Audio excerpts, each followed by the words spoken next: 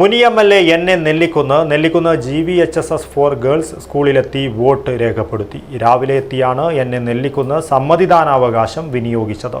Vote അമൂല്യമാണെന്നും ജനാധിപത്യത്തിന്റെ ശക്തിയും കരുത്തുമാണിതെന്നും അദ്ദേഹം പറഞ്ഞു.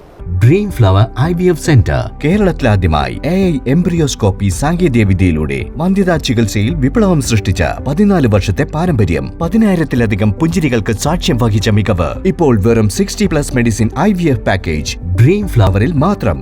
Dream flower IVF centre, opposite police station, Kasaragod.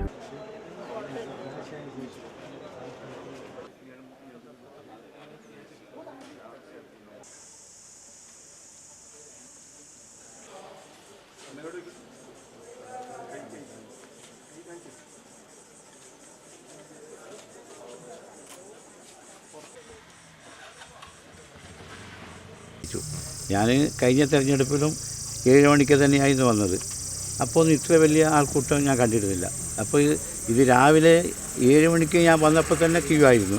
അപ്പോൾ ഞാൻ ചോദിച്ച് മനസ്സിലാക്കിയപ്പോൾ 6 മണിക്ക് തന്നെ വന്ന ആൾക്കാർ ക്യൂ നിൽക്കുന്നുണ്ട്. അപ്പോൾ ജനങ്ങൾ ഇതിൽ വളരെയധികം ആവേശം ഈ തെരഞ്ഞെടുപ്പിലുണ്ട്. അപ്പോൾ ആ ആവേശം കൊണ്ട് ജനങ്ങൾ എന്താണ് ആഗ്രഹിക്കുന്നതെന്ന് നമുക്ക് മെയ് 4-ാം തീയതി കാണാൻ സാധിക്കും. അപ്പോൾ ഒരു മാറ്റം കേരളത്തിലെ ജനങ്ങൾ ആഗ്രഹിക്കുന്നുണ്ട്.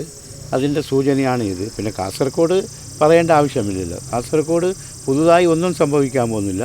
അപ്പോൾ കാസർഗോഡ് UDF-ന്, മുസ്ലിം ലീഗിന് ഈ സീറ്റ് നിലനിർത്താൻ സാധിക്കും. ഞാനിപ്പോൾ സിറ്റിംഗ് MLA ആണ്.